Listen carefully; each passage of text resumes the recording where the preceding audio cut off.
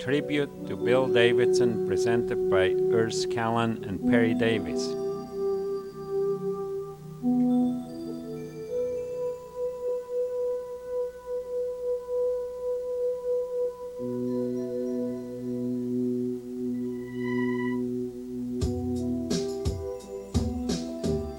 The first time I met Bill was in May of '68 at Yamnuska Meadows.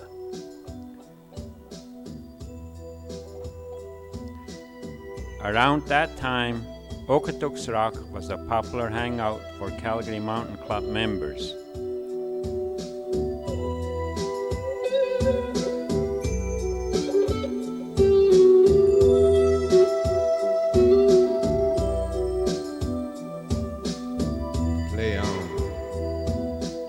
On Wednesday nights, we would get together to train and try out new gear.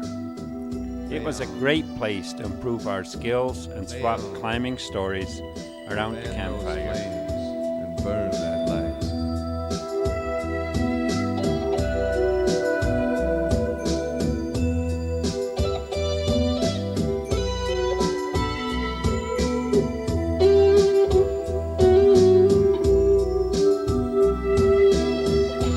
Cold and quiet, dark retreat. These houses still, where people sleep. It's scary how we all obey unwritten laws, and few dare stray. Yet those who've reached their final days, who've tasted life and passed it by, whose motives are no longer sly, do sit back in their chairs and sigh. Join voices as the old folks cry. Play on, play on, play on into the night. Play on. From bouldering at Okotoks, we went on to attempt climbs on Yamnuska. Burn that light. We repeated many of the existing routes, and a friendly camaraderie grew among the climbers. You knew everybody, and they knew you.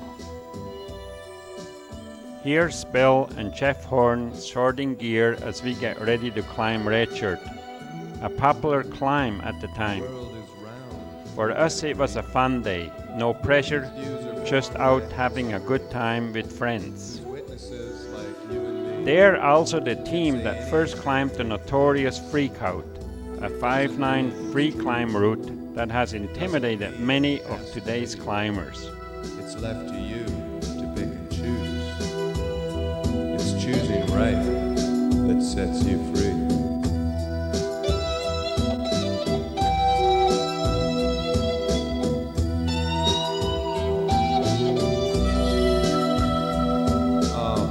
Play on. Play on. Play on into the night. Play on. Play on. Fan those flames and burn that light.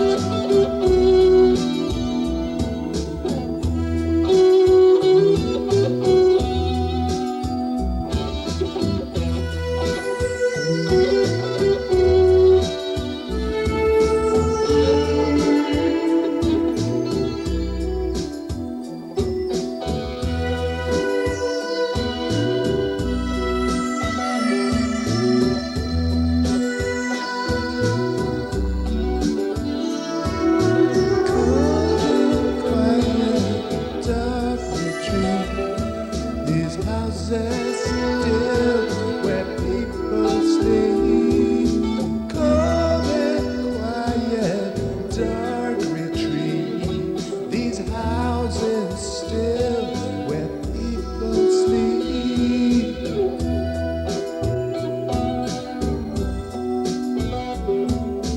Play on. Play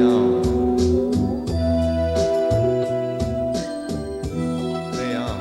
Into the night. Bill never thought of himself as a brilliant free climber.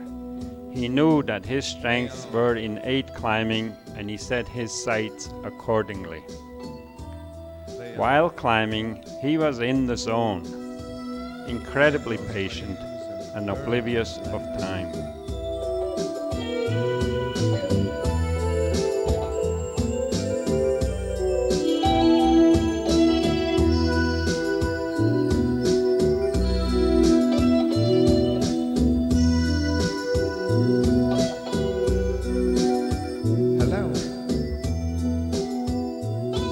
Bill's accomplishments were astonishing.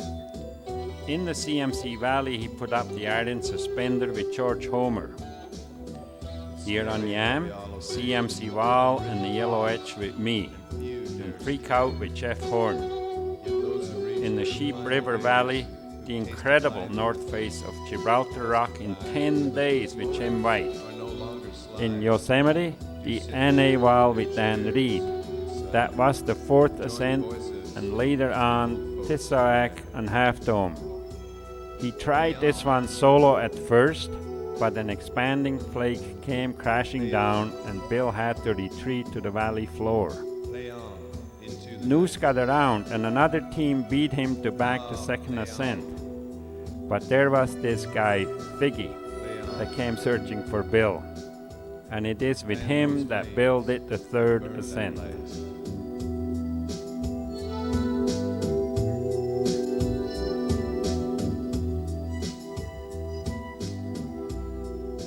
Royal Robbins considered Tisaak to be his hardest climb. By now, Bill was a big wall man. None of us would have dared to dream that Bill would go this far. Play on. Play on. Play on into the night. Play on. Play on. Fan those flames and burn that light.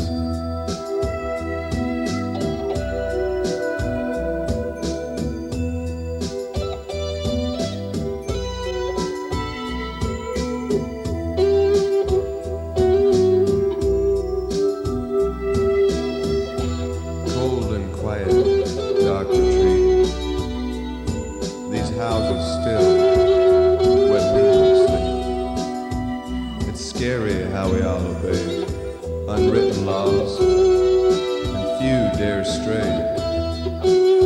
Yet those who've reached their final days,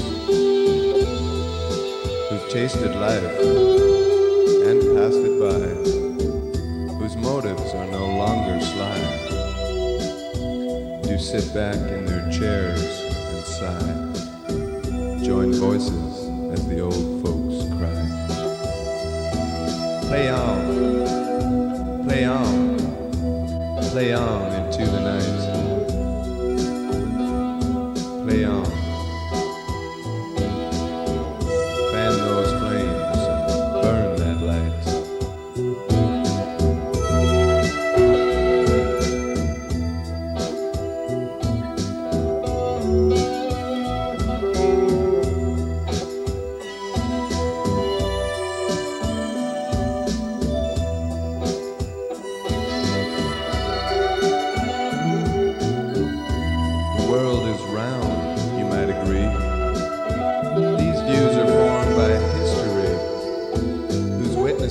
Like you and me can say anything they please. It doesn't mean it's true. It doesn't mean it has to be. It's left to you to pick and choose. It's choosing right that sets you free.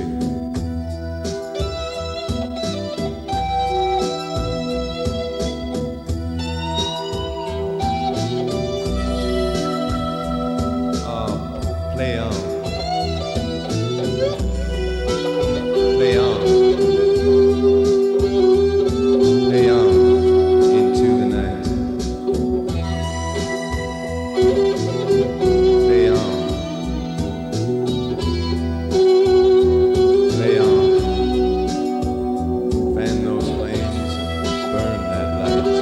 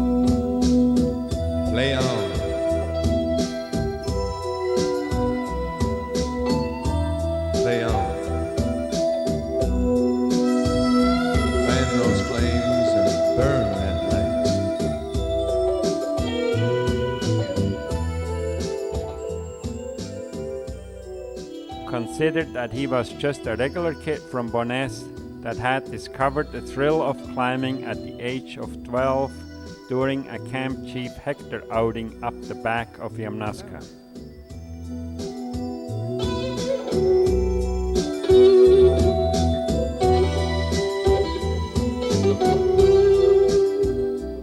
We'll meet again someday.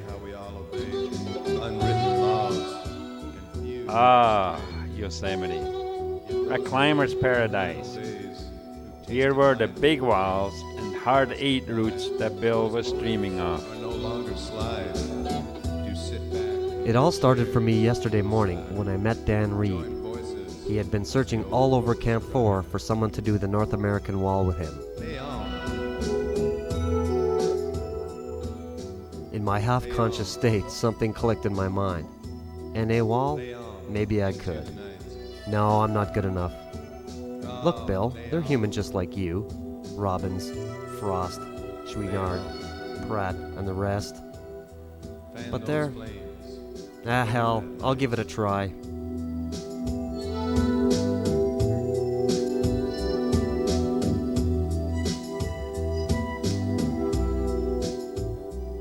By noon, Dan and I had a large crowd around us as we sorted out vast amounts of gear.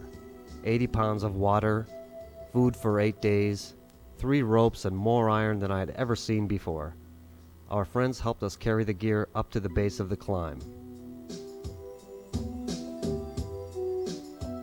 As Dan placed the first pin, a cheer went up from everyone sitting around on boulders. As I started moving up to clean the first pitch, everyone finally left. We were now on our own. Watch that pin, Bill, baby. I don't think it will hold. All the way up the third pitch, it had been like this. Every placement a stack. Dan must have used close to 120 pins. And what funny combination. Verps backed off by knife blades, a leaper just barely in with a little half-incher to tighten it up, fixed bashies. I remember one in particular. The cable had broken, so Dan twisted the ends together, clipped in a crab, and moved up. After the third pitch, I got the pendulum to the A4 flake. I swung far out and tried to grab it. The first time I missed. On my next try, I managed to grab it. When I did, I heard a distant cheer, and looking below, I saw a huge traffic jam and crowds of people.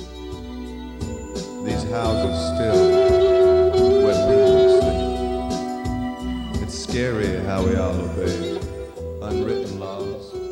While leading the black dihedral, I took a big fall. Dan caught me. When he hauled me back up to my high point, I saw what had stopped my fall. A leaper. A good old leaper. In about a half an inch and tied off. After 7 days, I had got used to the hard nailing. Dan climbs up to me and leads on. He's there. Now I'm moving faster than Dan can pull in the rope. Better be careful. The top. Handshaking. Congratulations. Beautiful fags. Champagne. Food. Tears of joy. Picture taking. We made it. Across the valley, Robin's route on Half Dome, to Sayak. It was calling me. I saw it. I came back, conquered it, and left.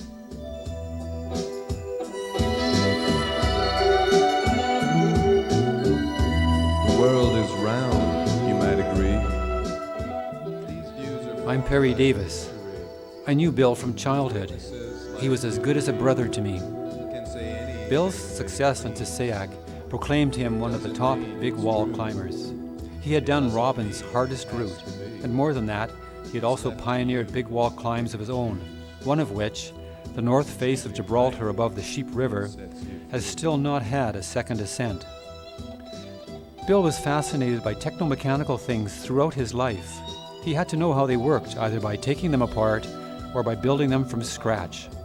At high school, he had built a robot that won at the local science fair. The robot could pick up and crush a pop bottle, to the delight of the onlookers.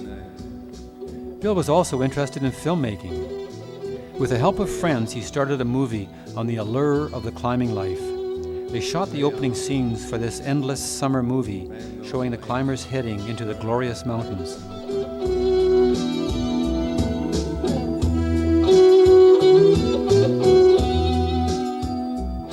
Bill also wanted to act in his own movies. Some of this footage has also survived. Here he is, starring in some scenes that depict what a drag city and working life were. They were meant to contrast with later, but never filmed, full-color scenes out in the mountains, where life is real and true. His ride does not show up, and disgusted, he continues downtown to work. These houses still where people sleep. By the mid-70s, Bill had become more of a hippie than a climber. He had found a girlfriend from the West Coast and took her around to some of his favorite spots.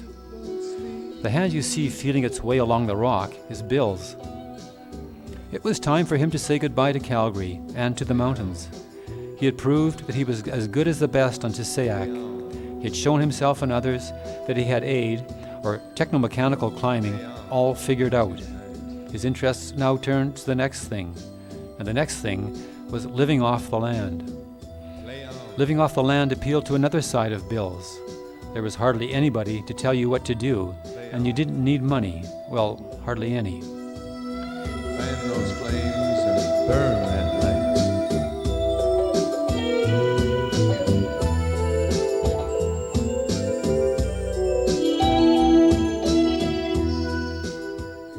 He moved to the West Coast and sent his old climbing buddy Urs this painting of Night Inlet. This is one of the first of what would be many West Coast artworks. He found he preferred living off the ocean to living off the land.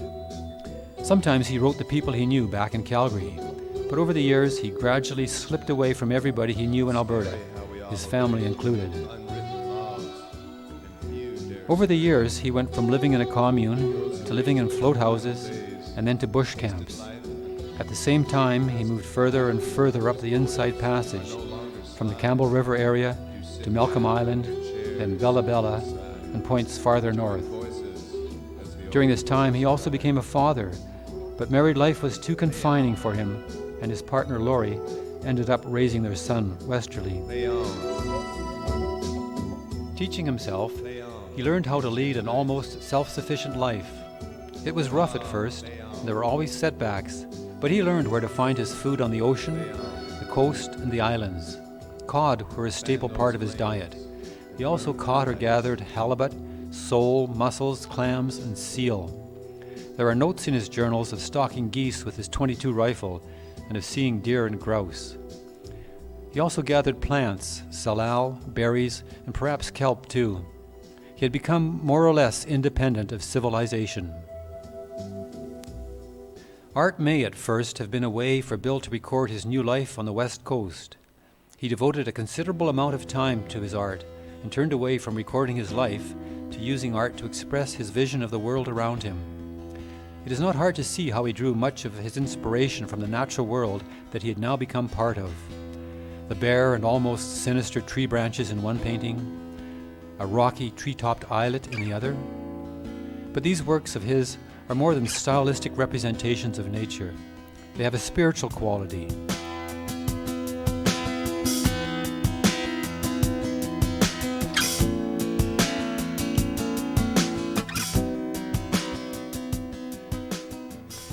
In the fall of 2003, he stocked his double cedar kayak and set off from Bella Bella. The loaded kayak had less than an inch of freeboard, the same as always at the start of these big trips. Friends towed him out onto the ocean to help him off to a good start. He eventually reached his camp on the Goose Islands at the same latitude as the south end of the Queen Charlotte's and settled in for the winter. In March of 2004, his body was found at this camp by the RCMP while investigating reports of an abandoned kayak. The last entry in his journal was December the 7th. That is assumed to be the day of his death. The coroner lists the cause of death as unknown in his report. His remains were cremated, and family and close friends gathered at Malcolm Island for his memorial service.